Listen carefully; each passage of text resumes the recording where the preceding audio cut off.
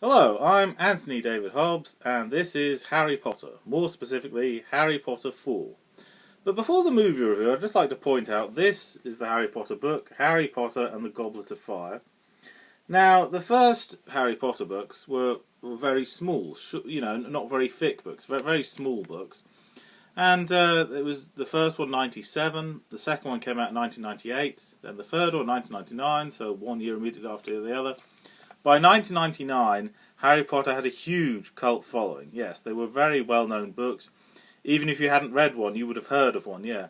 And then in the year 2000, this one came out. And as you can see, a really, really thick book. Yeah, we're talking over 600 pages here, yes. So the Harry Potter franchise was on a roll. Yes, it was clearly a lot more popular now.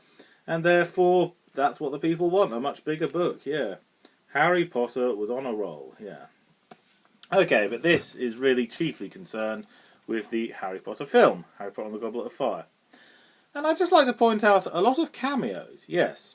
If you're British, you will recognise a lot of the stars well, not just this one, all the Harry Potter films. There's a cameo from people that are cameos by...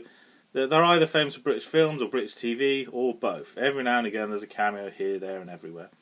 And something a little symbolic, if you like. For the first time we see a portkey in this one, near the opening sequence. We've seen Floo powder, we've seen the portal at platform 9 3/4, so something a bit different now. We see a portkey. And Harry Potter, they're going in a tiny tent. Even though how can lots of people fit in a tiny tent? Well, when Harry Potter goes inside, it's huge and massive. It's bigger on the inside than it is on the outside. And honestly, this doesn't surprise Harry at this point. He's seen so much magical stuff already, yeah. And that reminds me a bit of Doctor Who, of course, because the TARDIS is bigger on the inside than it is on the outside. Roger Lloyd Pack has a small part as one of the Ministry of Magic people, Barty Crouch, and he was in 2 episodes of Doctor Who. And the other Doctor Who connection is David Tennant has a small part in the film as well. So yes, I thought that was a bit symbolic, that, yeah. Okay, spoilers in this, yes. David Tennant only has a very small part in the film, or does he? Well, technically the actor has quite a small part, but the character he's playing, Barty Crouch Jr., technically has quite a big part, because Mad-Eye Moody, the Defense Against the Dark Arts teacher, technically it's not him. It's an imposter, Barty Crouch Jr., disguised as him. It was him the whole time, yes. And I must admit, that really surprised me. I did not see that coming. He certainly played the character really well, yeah. And every now and again, when nobody's looking, he takes a quick swig.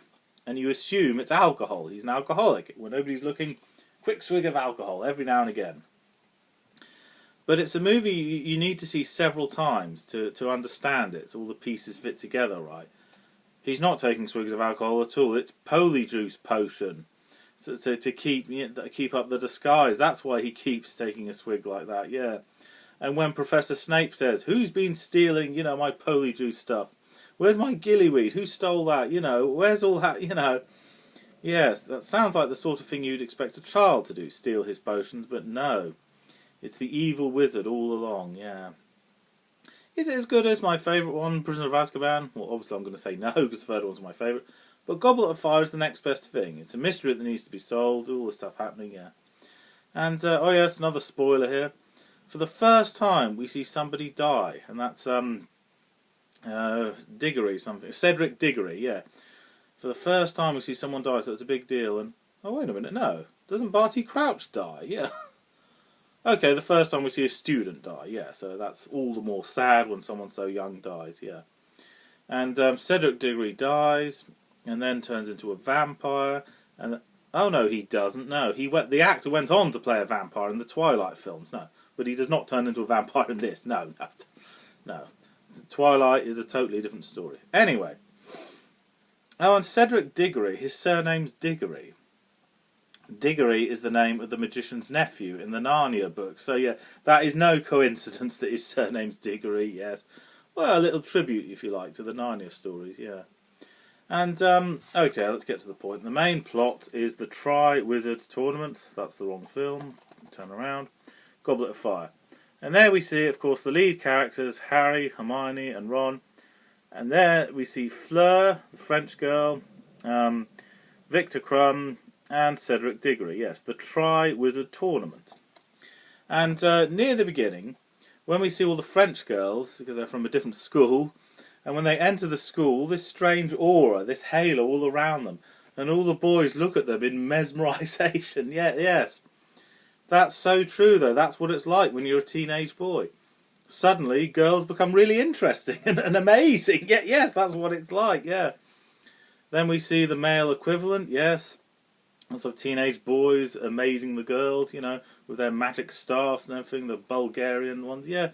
So yes, the story is about growing up, yes. When you become a teenager, yes, you badly need a boyfriend or a girlfriend. Yes, you badly need it at that point, yeah. So we see them growing up. Effectively, watching the Harry Potter films is like watching the children growing up, yeah. And, okay, the main plot, the big picture is the Goblet of Fire. The Goblet of Fire, people write their names, people that want to enter the tournament, the Tri-Wizard Tournament, put them in, and the Goblet of Fire picks which names are going to be in the tournament. Harry Potter didn't put his name in, but his name comes up anyway. And the law says you have to do it, you know, if your name's in there. How can it be a Tri-Wizard tournament when there's 4 people? Tri means 3. Yeah. Well, anyway, Harry Potter doesn't know what to do. Honestly, if I was him, in the previous 3 films, my life has been threatened. I wouldn't do it. I wouldn't enter the thing at all, you know. I mean, you know, when I was at school, sometimes I like to solve a little mystery now and again with a group of friends. But if it was life-threatening, I'd go, no way, no, let the local police handle it, no. So I think Harry Potter, if he was sensible, he should have gone, no, I'm not doing it, I'm not going to enter. But then there wouldn't be much of a story then, would there? No. And he consults Sirius Black and Albus Dumbledore, what should I do? And they say, well, I think you should enter, basically, because somebody has clearly sabotaged the Goblet of Fire. Put your name in, but if you don't enter, we'll never know what this is really all about, and we'll never know why they did it. We'll never find out who did it if you don't enter. So enter. Which he does, and this picture here is, yes, Harry Potter. The first part of the Tri-Wizard Tournament is to get the golden egg off a dragon, yeah. And he does it really well. Considering his lack of experience, he does quite really well, yeah. And then he lays another golden egg later in the story. He does the underwater task where he has to eat gillyweed and turn into a mer person, yeah. Has to fight off dangerous mermaids and stuff. And has to rescue a friend and all that and everything. So yes, he's doing very well, yeah. And should he have entered the tournament at all? Well, because it's life-threatening and somebody ends up dead. Cedric Diggory is dead, yeah. The only good thing that did come out of it was the Goblet of Fire is revealed to be a portkey, so it teleports him to that graveyard place.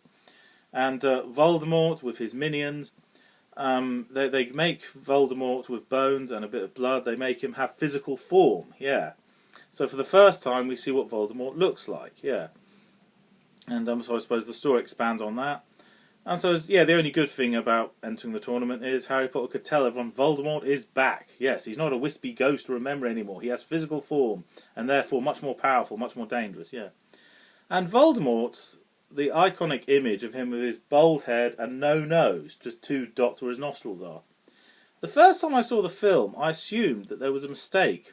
When when they were giving him his physical form, something went wrong with the spell, and it didn't reanimate his nose. But now I think, no, maybe that's on purpose.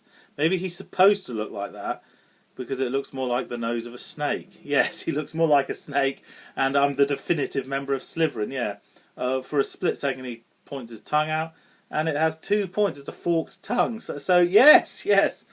Yes, symbolism there, yeah. So yes, very scary, very creepy, more sinister than the first one. On a lighter note, I do remember, even before seeing the film, lots of Harry Potter fans saying, will Hermione and Ron ever get it on, you know, they'd make a great couple. Well, they don't, basically. Instead, she gets it on with Victor Crumb, and Ron tries to put her off him, so he's no good for you, he's a load of rubbish, you know, and she says, you've changed your tune. You thought he was wonderful before. He's a Quidditch champion. He entered the Quidditch World Cup. Why have you changed your mind? Why do you think he's awful all of a sudden? Well, he won't tell her why, but we, the audience, know why. It's because he's jealous that he's got Hermione. Yeah, that's what. Yeah, and so yes, Ron fancies Hermione, but he can't express his feelings because he doesn't know how. Only about 14, you know, can't get this quite right yet. You know, there. And Harry Potter's a bit of an amateur when it comes to love. He wasn't nervous about fighting a dragon, but he's very nervous about asking the Scottish girl for a date. And when he eventually plucks up the courage, somebody has already asked her. So, yeah. But yes, you badly need a date when you're that age, yeah. Or if you can't have a date, at least someone to go to the ball with for just one night, you know, yeah. So, yes, there's a comic relief as well as serious, scary bits, yeah. And oh yes, when I was talking about cameos, the pop group Pulp make a cameo. Yes, they're at the ball. You know, they play a rock and roll song. Yeah, yes. So Pulp, they were big in Britain in the 90s. They badly wanted to do a song on a film in the 90s, but a different pop star got the part instead. Well, now they've done it. They've done a song in a Harry Potter film, and they'll be remembered forever. Yeah, so that's good for them. Yeah. And the song is about, elves and wizards and ogres, that sort of thing, yeah. Oh, and Hagrid, I always assumed that was his first name, because everyone calls him Hagrid. No, apparently it's revealed it's his surname. Yeah, okay, yeah. And a bit like Rigsby in Rising Damp. They never say his first name, he's always called Rigsby. Oh, speaking of Rising Damp, the actress that plays Miss Jones in Rising Damp is in this film, and she plays Hagrid's new girlfriend. Yes, so yeah, more bit of symbolism there for you, yeah. And yes, it has a very sad ending. It's not all jolly and happy the way the other ones ended. No, this is serious stuff. And Albus Dumbledore simply says, he calls a whole assembly of all the Hogwarts students, I'm not going to lie to you, you have a right to know the truth. Cedric Diggory was murdered and Voldemort is back. Yes, it's really dangerous, yeah. Yeah, so the story expands, more stuff that we didn't see before. So overall, yes, Harry Potter and the Goblet of Fire, great story. It has funny moments, there's serious and tragic moments, yes, and it does expand the story, yeah. Okay, thank you for watching. I'm Anthony Hobbs, and I'm never bored.